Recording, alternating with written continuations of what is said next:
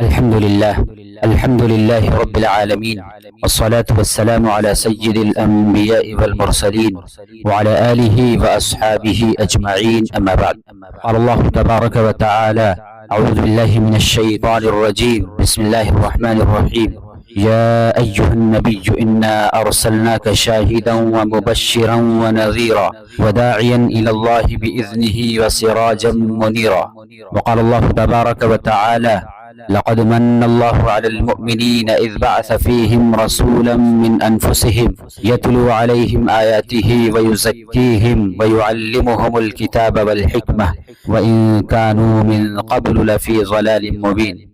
وقال النبي صلى الله عليه وسلم: فضلت على الأنبياء بست، أوتيت جوامع الكلم ونصرت بالرعب وأحلت لي الغنائم وجعلت لي الأرض طهورا ومسجدا وأرسلت إلى الخلق كافة وختم بي النبيون. صدق الله العظيم وصدق رسوله النبي الكريم ونحن على ذلك لمن الشاهدين والشاكرين والحمد لله رب العالمين.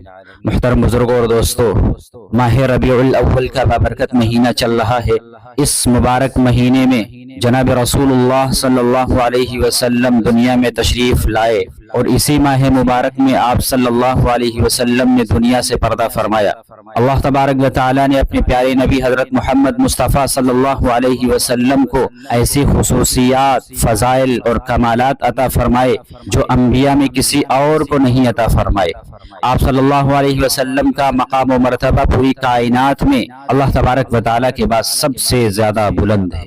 اللہ رب العزت والجلال نے قرآن کریم میں پوری انسانیت پر اپنا احسان جتاتے ہوئے ارشاد فرمایا: لقد من اللہ علی المؤمنین اذ بعث فیہم رسولا من انفسہم. بے شک اللہ تبارک و تعالی نے ایمان والوں پر بڑا احسان فرمایا کہ ان کے درمیان انہی میں سے ایک عظیم رسول بھیجا. اللہ تبارک و تعالی نے فرمایا کہ ہم نے تمہارے درمیان ایک عظیم الشان رسول بھیجا جو تمہیں ہماری آیات پڑھ کر سناتے ہیں، تمہارا تزکیہ کرتے ہیں، تمہیں کتاب و حکمت کی تعلیم دیتے ہیں، حالانکہ اس سے پہلے تم کھلی ہوئی گمراہی میں مبتلا تھے.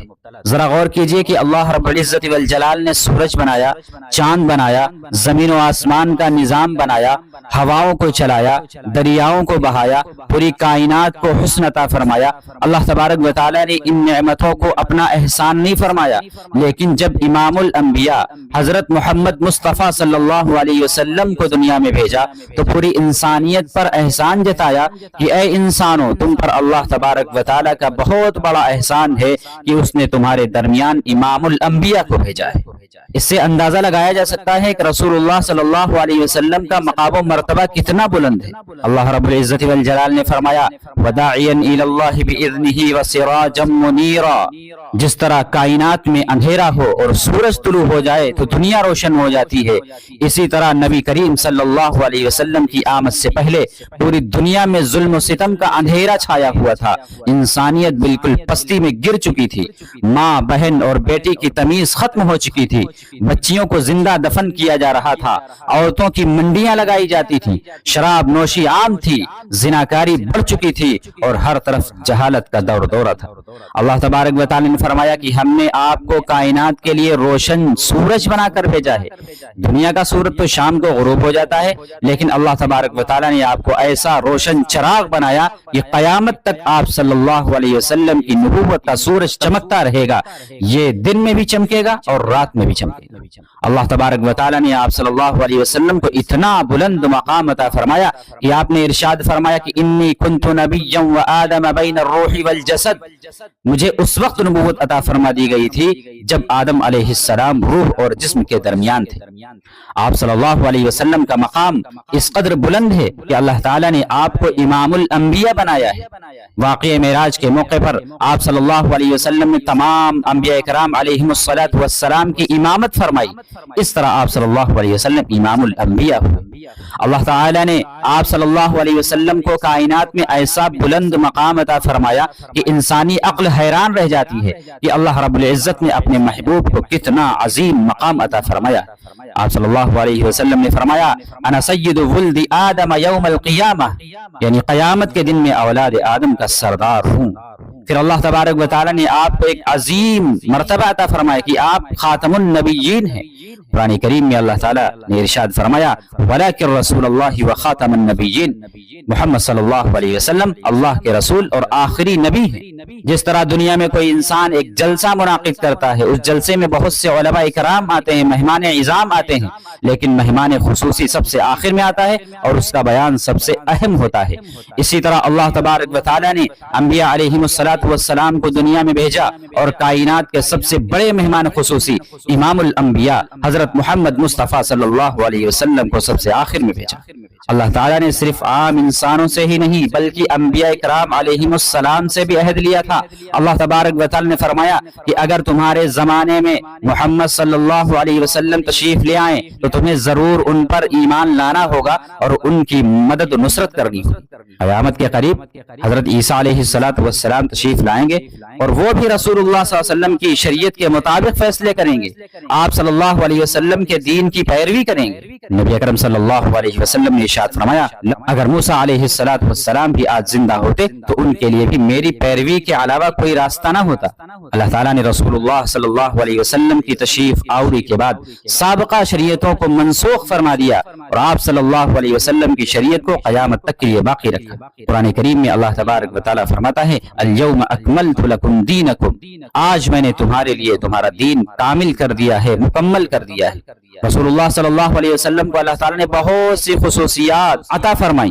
صحیح مسلم کی روایت میں آتا ہے کہ رسول اللہ صلی اللہ علیہ وسلم نے ارشاد فرمایا کہ مجھے 6 چیزوں کے ذریعے دوسرے انبیاء علیہم السلام پر فضیلت عطا کی گئی ہے۔ آپ صلی اللہ علیہ وسلم نے فرمایا کہ مجھے رعب عطا کیا گیا، میری مدد 1 ماہ کی مسافت سے کر دی گئی، میرے لیے زمین کو مسجد اور پاک بنا دیا گیا، غنیمت کا مال میرے لیے حلال کر دیا گیا، مجھے تمام انسانوں کے لیے نبی بنا کر بھیجا گیا اور مجھ پر نبوت کا سلسلہ مکمل کر دیا گیا ہے۔ آپ صلی اللہ علیہ وسلم کے رعب کا یہ عالم تھا کہ دشمن 1 ماہ کی مسافت سے آپ سے خوف زدہ ہو جاتا تھا۔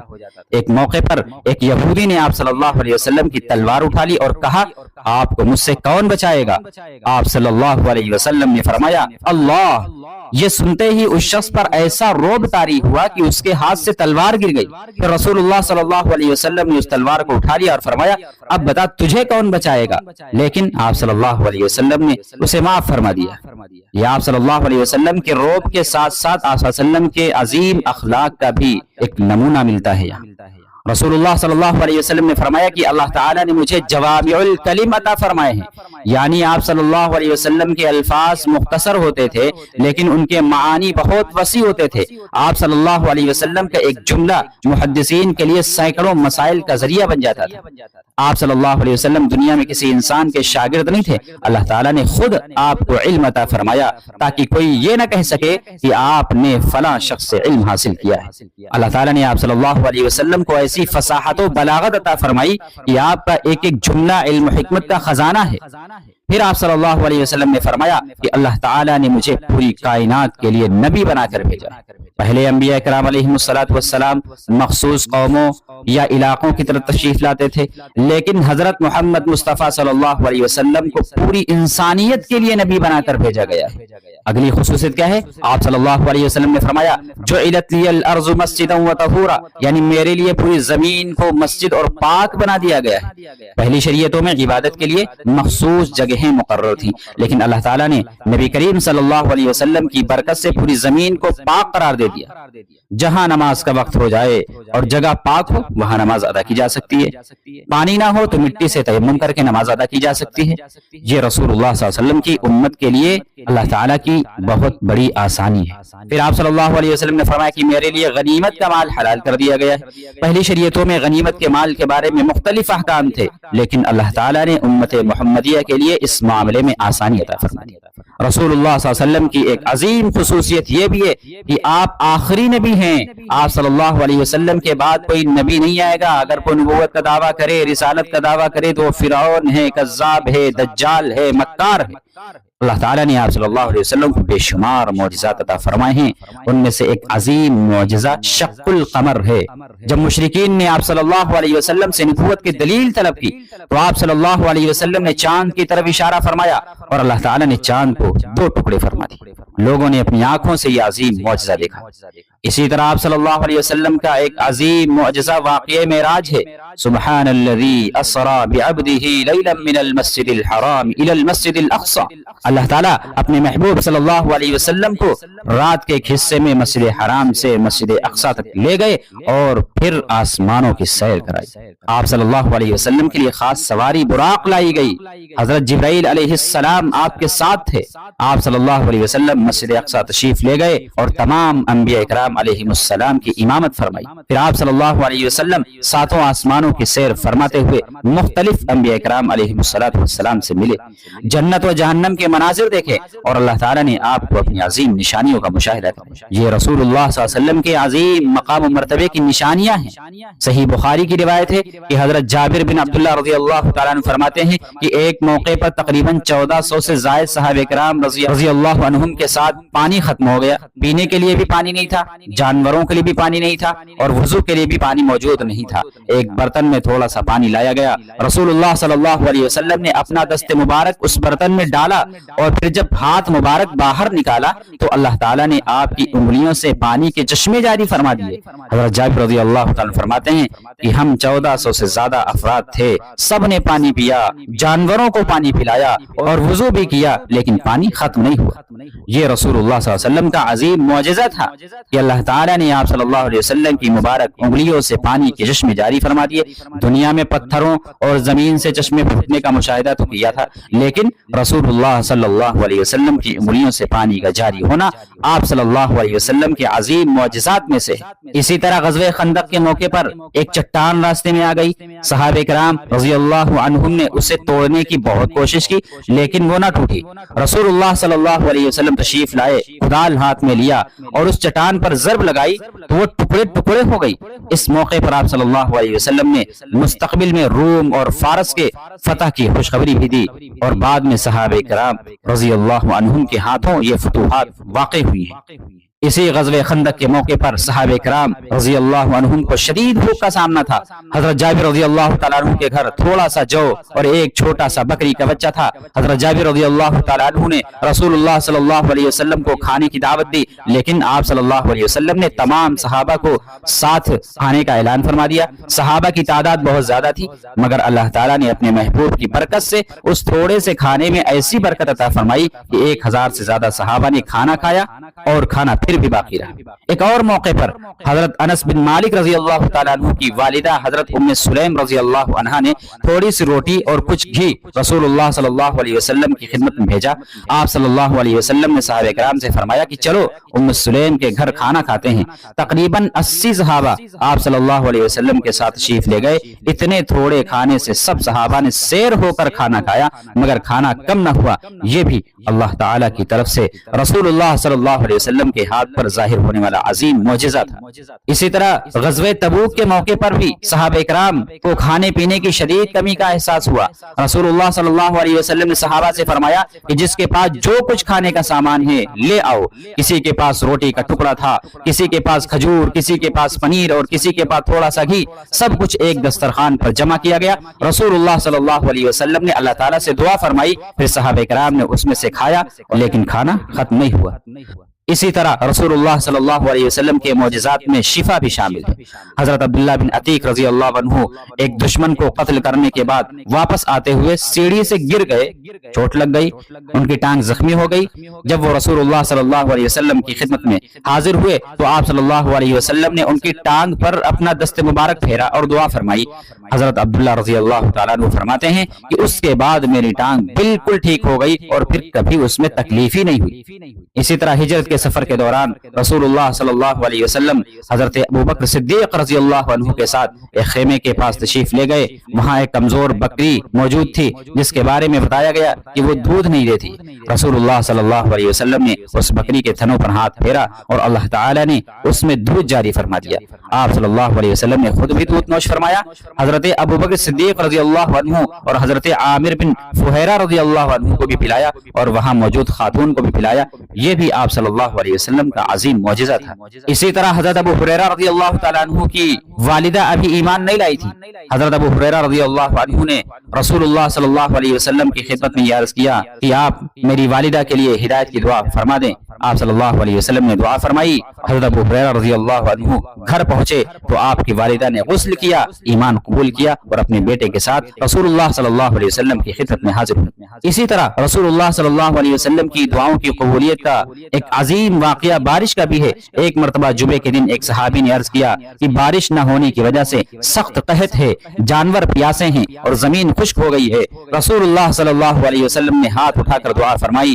حضرت انس رضی اللہ تعالیٰ عنہ فرماتے ہیں کہ آسمان بالکل صاف تھا، اچانک بادل آ گئے اور اتنی بارش ہوئی کہ لوگ ایک ہفتے تک بارش دیکھتے ہی رہے۔ اگلے جمعے ایک صحابی نے عرض کیا یا رسول اللہ بہت زیادہ بارش ہو گئی ہے، اللہ تعالیٰ سے دعا فرمائیے کہ بارش رک جائے۔ تو رسول اللہ صلی اللہ علیہ وسلم نے دعا فرمائی کہ اے اللہ ہمارے ارد گرد بارش برسا، ہمارے اوپر نہ برسا۔ چنانچہ بادل مدینہ منورہ سے ہٹ گئے اور اطراف میں بارش ہونے لگی۔ آپ صلی اللہ علیہ وسلم کے ذریعے اللہ تعالیٰ نے یہ عظیم نشانی ظاہر فرمائی۔ رسول اللہ صلی اللہ علیہ وسلم کے معجزات میں صحابہ کرام کی دعاؤں کے ذریعے علمی اور عملی برکتیں بھی شامل ہیں۔ حضرت ابو ہریرہ رضی اللہ تعالیٰ عنہ نے عرض کیا یا رسول اللہ میں آپ کی باتیں سنتا ہوں لیکن بھول جاتا ہوں۔ آپ صلی اللہ علیہ وسلم نے ان کے لیے دعا فرمائی اور ان کے سینے سے چادر لگا کر اسے محفوظ کرنے کا حکم دیا۔ اس کے بعد حضرت ابو ہریرہ رضی اللہ تعالیٰ عنہ کی یادداشت ایسی مضبوط ہو گئی کہ انہوں نے کثیر تعداد میں احادیث رسول امت تک پہنچائی۔ اسی طرح حضرت عبداللہ بن عباس رضی اللہ عنہما نے رسول اللہ صلی اللہ علیہ وسلم کی خدمت کی۔ آپ صلی اللہ علیہ وسلم نے ان کے لیے دعا فرمائی کہ اللہ اسے دین کی سمجھ عطا فرما اور اسے قرآن کریم کی تفسیر کا علم عطا فرما۔ اللہ تعالیٰ نے اس دعا کو قبول فرمایا اور حضرت عبداللہ بن عباس رضی اللہ عنہما کو تفسیر قرآن کا عظیم علم عطا فرمایا، اسی لیے انہیں امت کے بڑے مفسرین میں شمار کیا جاتا ہے۔ رسول اللہ صلی اللہ علیہ وسلم کی سب سے بڑی اور ہمیشہ باقی رہنے والی نشانی قرآن کریم ہے۔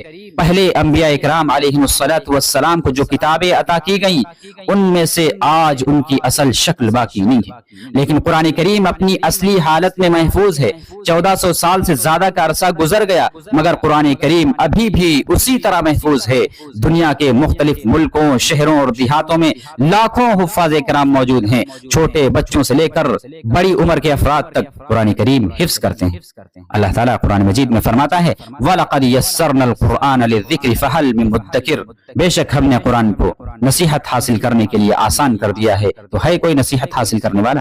لہٰذا ہمیں چاہیے کہ قرآن کریم سے اپنا تعلق مضبوط کریں، اس کی تلاوت کریں، اس کو سمجھیں اور اپنی زندگی کو قرآن کے مطابق بنائیں، کیونکہ یہ نبی کریم صلی اللہ علیہ وسلم کا سب سے بڑا معجزہ ہے۔ اور صرف قرآن ہی نہیں، ہمیں امام الانبیاء حضرت محمد مصطفیٰ صلی اللہ علیہ وسلم کی سنت اور سیرت کو بھی اپنی زندگی میں لانا چاہیے۔ آج افسوس کے ساتھ کہنا پڑتا ہے کہ ہمارے بہت سے بچوں کو فلمی اداکاروں اور کھلاڑیوں کے بارے میں تو بہت کچھ معلوم ہے، لیکن انہیں رسول اللہ صلی اللہ علیہ وسلم کی سیرت اور آپ صلی اللہ علیہ وسلم کی زندگی کے بارے میں صحیح معلومات نہیں۔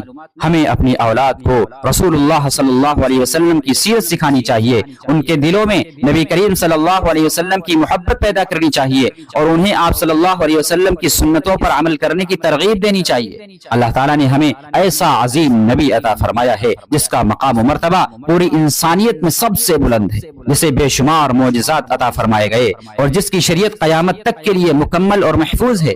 ہماری کامیابی اسی میں ہے کہ ہم آپ صلی اللہ علیہ وسلم کی اطاعت کریں، آپ صلی اللہ علیہ وسلم کی سنت کو اپنائیں اور قرآن سنت کے مطابق اپنی زندگی گزارنے کی کوشش کریں۔